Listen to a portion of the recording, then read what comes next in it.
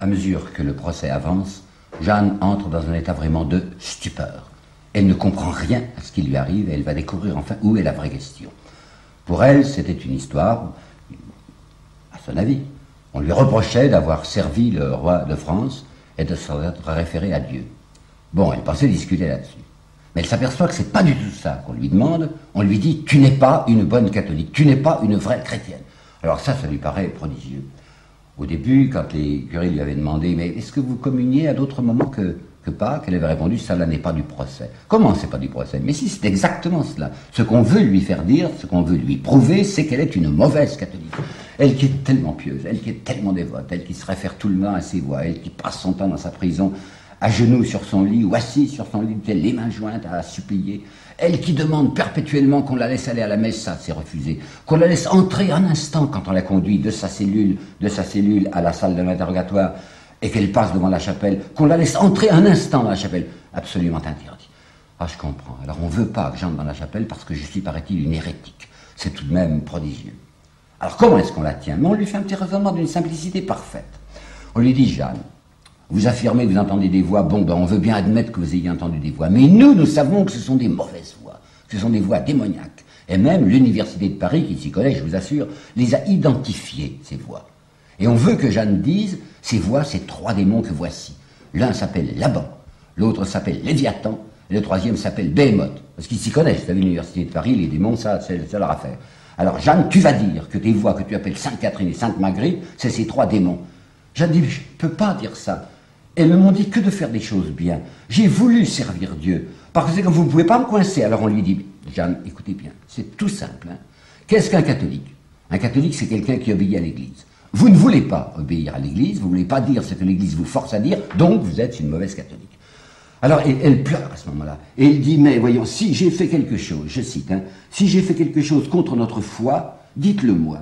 Et je ne demande qu'à faire réparation. Et j'en aurai honte, et je ne le ferai jamais plus, dit-elle.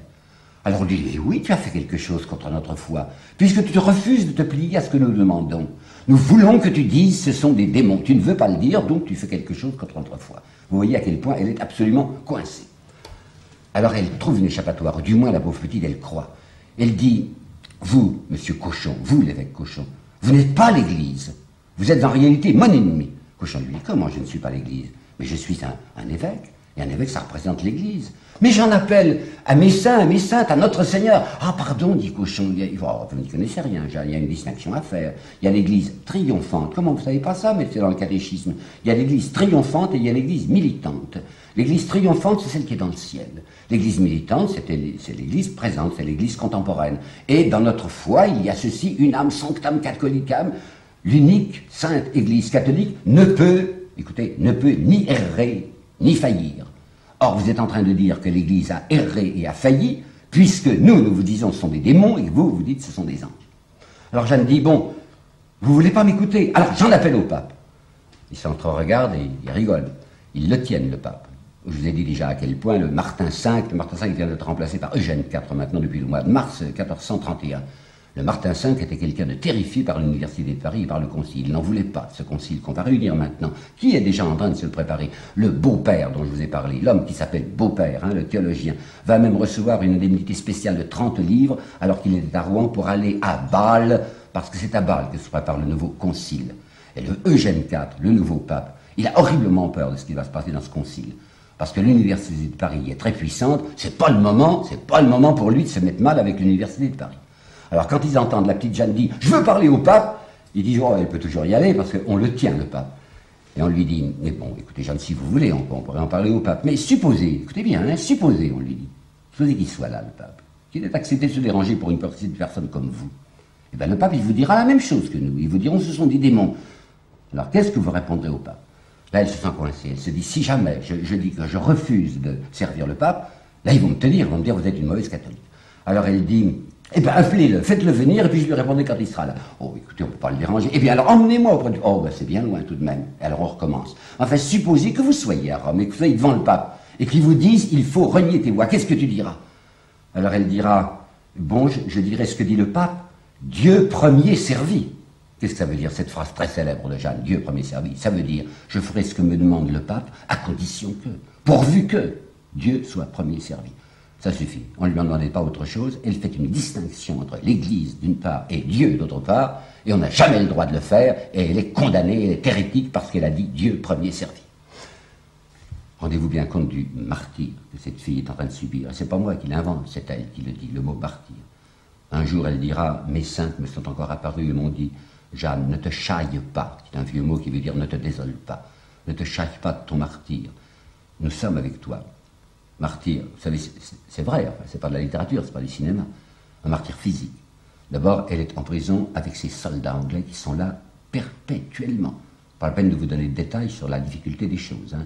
Elle est là avec 5 soldats anglais dans la journée et 3 soldats anglais pendant la nuit. Elle est enchaînée sur son lit. Un lit de fer, voire une paillasse, quoi. Et elle a les chevilles entourées de chaînes et il y a une énorme poutre au pied de son lit. Et quand elle a besoin de sortir, enfin, il faut qu'on la défère et que les Anglais ricanent. Bon, elle est là comme ça. D'autre part, on lui a fait subir de nouveau un examen physiologique, naturellement. On a encore voulu voir si elle était vierge. Elle est vierge. Mais on n'en parlera pas au procès. Alors elle se dit, mais pourquoi est-ce qu'on m'a fait subir ça? Si jamais on me dit, tout le monde prétend que les sorcières ne peuvent pas être des filles vierges. Or, je suis une fille vierge. Alors il y avait des chances que je sois une sorcière. Motus là-dessus. Et puis ce qui l'a épouvanté, et je la comprends, et vous allez comprendre aussi, ce qui l'a épouvanté, c'est ce qu'elle a entendu dire dans les 70 articles, vous savez, on avait déversé sur sa tête 70 chefs d'accusation, ce qu'elle a entendu dire qu'on avait rapporté de Don Rémy. On avait fait faire une enquête à Don Rémy, c'est la seconde. Rappelez-vous que quand elle était examinée par les clercs de Poitiers, par les ecclésiastiques de Poitiers, ils avaient déjà envoyé 2 moines pour rapporter des éléments sur Jeanne. C'était des éléments favorables. Parce que les gens de Don Rémy, vous savez, ce sont les gens de partout, quand ils voient arriver des enquêteurs et qu'ils savent parfaitement dans quel sens ils font répondre aux enquêteurs, eh bien ils répondent dans le sens bien ou dans le sens noir. Cette fois, ce sont des enquêteurs noirs, si je puis dire. Ils sont là pour essayer d'obtenir des choses contre Jeanne. Et Jeanne va entendre dire sur elle, venant de Don Rémy, des choses monstrueuses. La jeunesse de Jeanne ne fut point éduquée ni instruite dans la croyance et les principes de la foi, mais bien accoutumée et dressée par certaines vieilles à user de sortilèges, divinations et maléfices. Mensonge. Jamais Jeanne n'a été en rapport avec des sorcières. C'est sa mère d'une part, c'est le curé d'autre part qui sont occupés d'elle. Et puis l'histoire de Larousse Neuchâteau, je vous rappelle ça. Je vous l'ai dit dans mon 2e exposé, je crois.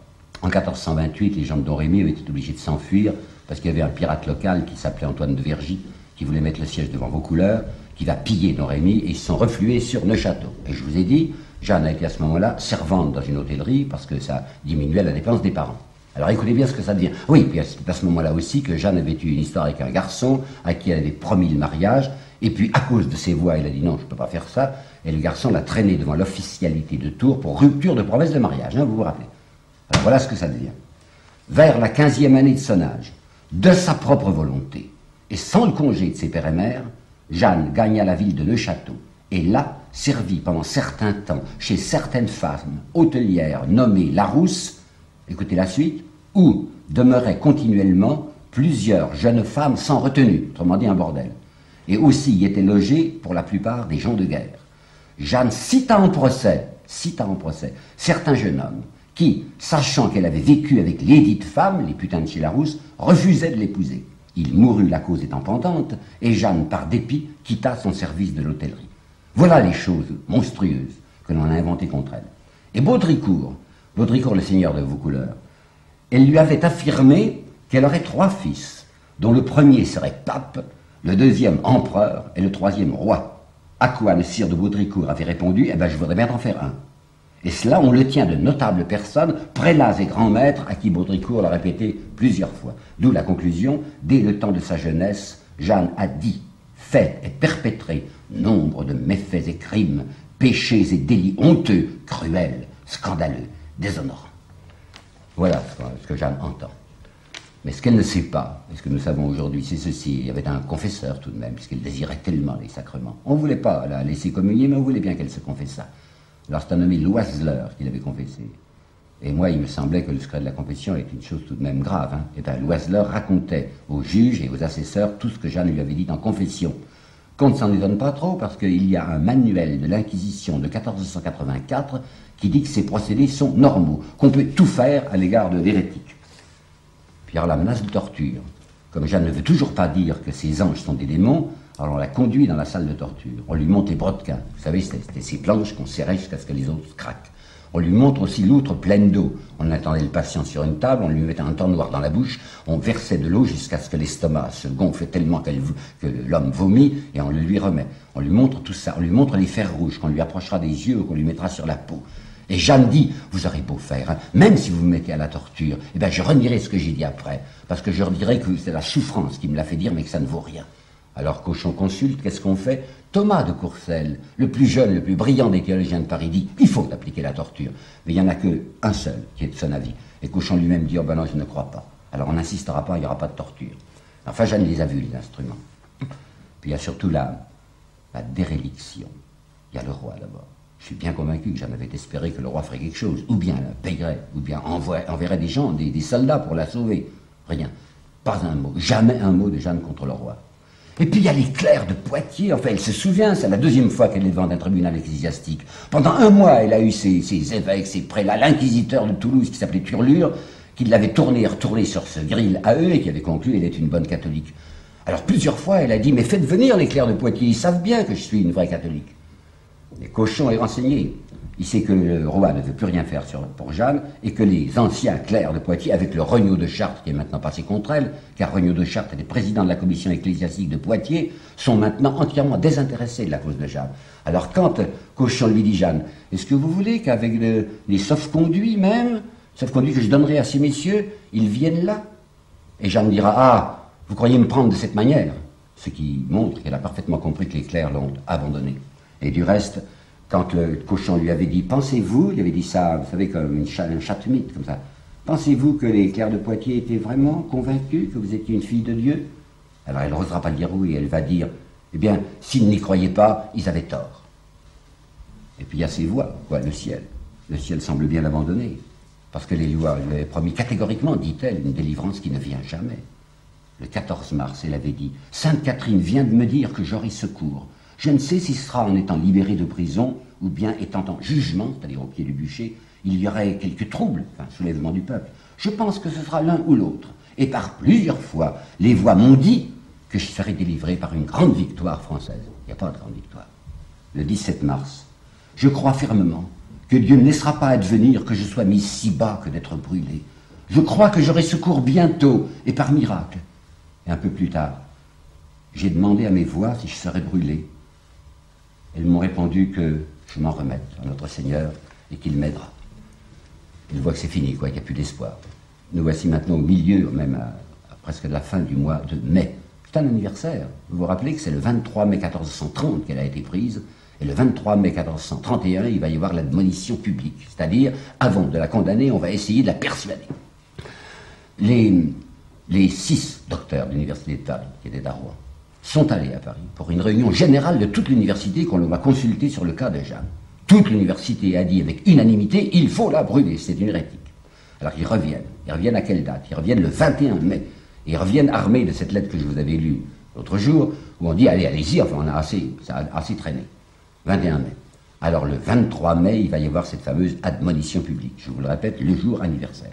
L'admonition publique, c'est un nommé Pierre Maurice, qui est du reste un docteur de théologie de l'université de Paris, qui va apostropher Jeanne, dans le ton que vous connaissez, enfin ce ton patelin.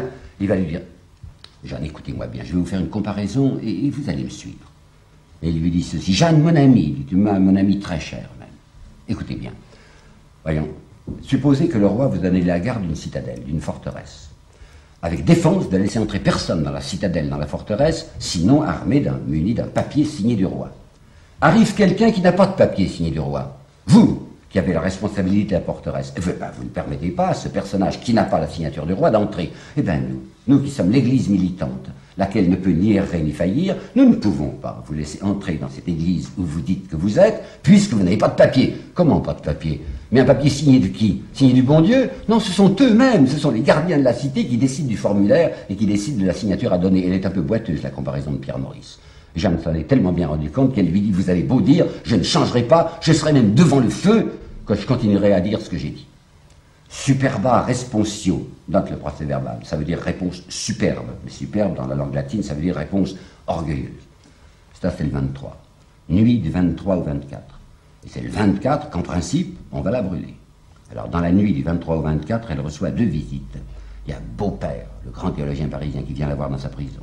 et qui lui dit « Jeanne, tu seras brûlée demain. » Alors il faut absolument, si tu veux sauver ta peau, il faut absolument que tu renies tes voix, enfin, que tu dises que c'est pas possible, c'est une erreur, que j'ai commise là une erreur. Puis il y a Loiseleur, son confesseur, et qui allait raconter la confession de Jeanne à tout le monde, Loiseleur qui vient lui dire « Demain tu peux être libre, Jeanne. Si tu abjures, si tu renies tes voix, tu seras libre demain. » Jeanne n'a pas répondu, je pense qu'elle n'a pas beaucoup dormi cette nuit-là, et nous voilà le 24 mai au vieux cimetière, au cimetière de Saint-Ouen, là, dans Rouen. Il y a une tribune où sont les juges, puis il y a une petite tribune où est Jeanne. Sur la petite tribune où est Jeanne, il y a Loiseleur, le faux confesseur, qui passe son temps à lui dire « Jeanne, attention, c'est la dernière minute, Jeanne, il faut absolument abjurer. » Et Cauchon a pris la parole. Et Cauchon a un style que vous connaissez déjà, et le voici. Nous, ayant devant les yeux le Christ et l'honneur de la foi, avons dit et décrété que tu as été menteuse, blasphématrice, devineresse, séditieuse, cruelle, apostate, qu'expressément et diverses fois tu as refusé de te soumettre à notre Saint-Père le Pape. Or elle avait dit si, mais Dieu premier servi, alors ça annulait. Et au moment où Cauchon dit ça, et va arriver à la formule finale, c'est-à-dire nous te condamnons à être remis au bras séculier, à ce moment-là, Loiseleur, qui est à côté de Jeanne et qui lui donne tout le temps des coups de coude, vas-y, c'est le dernier moment, vas-y. Jeanne crie, elle dit halte, halte à Cauchon. Qu'est-ce qu'il y a? Cauchon, je crois, est très soulagé. Il dit, c'est entendu, je me suis trompé, j'abjure. Alors on lui passe un petit bout de papier qu'on avait préparé d'avance, on appelle ça une cédule. Elle est obligée de répéter mot à mot ce que Loiseleur dit devant elle. Elle répète qu'elle reconnaît avoir feint mensongèrement des révélations, avoir blasphémé Dieu, avoir porté habit dissolu, difforme et déshonnête, avoir cruellement désiré les fusions du sang commun, avoir fait sédition, avoir invoqué et adoré de mauvais esprits. Qu'elle abjure et renie tout cela, et elle dit « Je jure et promets devant Dieu à Monseigneur Saint-Pierre, prince des apôtres, à notre Saint-Père le Pape, à Monseigneur l'évêque de Beauvais et à religieuses personnes, frère Jean Lemaître, inquisiteur de la perversité hérétique, que jamais ne retournerai à ses erreurs. » Nous avons là 3 témoignages contemporains qui sont très curieux. Il paraît qu'elle a ri, sous Brie des Battes. Elle souriait ou elle riait en lisant ça. Et on s'est demandé, enfin, qu'est-ce qui lui est arrivé? Moi, je crois comprendre. D'abord, il y a le sourire de quelqu'un qui respire, ça ne va pas me brûler, hein. Alors, elle sourit involontairement. Et puis, je crois aussi que... Et elle rit de ce qu'on lui fait dire. Des choses monstrueuses, bouffonnes, avoir blasphémé Dieu, avoir porté habit dissolu, difforme et désolé, se trouvait très bien, vous savez, dans son petit habit d'homme. Puis elle s'était aperçue que les juges qui la regardaient ne la trouvaient pas tellement difforme, alors ça la fait sourire, et quand il faudra apposer sa signature au bas de cette cellule, elle va tricher. Elle sait signer, puisque nous avons plusieurs lettres, signature Jeanne, hein. Là, elle va signer avec une croix, paraît-il d'abord même avec un rond. Elle signe avec une croix en disant, ça vaut rien. Elle les a eus, quoi, elle a sauvé sa peau. Elle revient dans la prison, on la ramène, elle a d'ailleurs extrêmement triste parce qu'on la ramène dans la même prison, dans la prison d'État, alors qu'elle croyait maintenant qu'elle serait dans une prison d'église. Et puis surtout, il y avait eu une espèce de tumulte au moment où Cauchon avait dit, bon, ben, nous te condamnons maintenant non pas à être brûlé, mais nous te condamnons à la prison perpétuelle. Alors d'après les témoignages contemporains, il y aurait eu des pierres jetées contre Cauchon. Les gens disent ce sont des Anglais. Mais je ne crois pas, il n'y avait pas beaucoup d'Anglais qui étaient là. Les Anglais, c'était des soldats. Vous voyez les soldats, comme ça, disciplinés, ramassant des pierres, je ne crois pas. J'ai bien l'impression, tristement, que c'était la foule, si l'incident s'est réellement produit. C'est la foule qui a jeté des pierres à Cauchon. Pourquoi? Parce que les gens étaient très nombreux pour voir brûler la fille. Ils avaient payé, vous savez que c'était eux, c'était les gens de Normandie qui avaient été obligés de payer, puisque les Anglais avaient exigé qu'on payât les 10 000 livres. Alors les gens criaient, ah non, bah c'est pas Dieu, remboursez. Vous voulez pas la brûler, alors ça va pas. La foule, vous savez, c'est une chose terrible. Il y a Victor Hugo qui a écrit dans un texte à peu près inédit, il n'a été révélé que l'année dernière, ceci. La foule. Est-ce qu'elle n'a pas craché, la foule, sur la face fracassée de Robespierre? Est-ce qu'elle n'a pas ri devant le bûcher de Savonarole, et même sur les pas du Christ quand il tombait dans la rue sous sa poutre, en montant au Golgotha? Toujours est-il que Jeanne est ramenée dans sa prison, et on l'a complètement tondu, parce qu'il n'était pas convenable qu'elle ait ses cheveux coupés comme un homme, alors maintenant, ratiboisé, plus rien, tondu. Ça va passer comme ça 4 jours. Nous sommes le 24, c'est le 24 qu'elle a abjuré, et voilà que le 27, Jeanne, qui était en habit de femme, reprend son habit d'homme. Cauchon en est averti. Le 28 au matin, il se précipite avec un certain groupe d'assesseurs à la prison, il lui dit « Jeanne, qu'est-ce que tu as fait? Tu avais abjuré, tu avais promis de ne pas mettre son habit difforme et dissolu, et de nouveau tu es un habit d'homme ?» Alors elle lui répond 2 choses. Elle dit « J'ai très mal fait ce 24 mai. parce que j'ai abjuré contre ma conscience, j'ai voulu sauver mon corps et je perdais mon âme.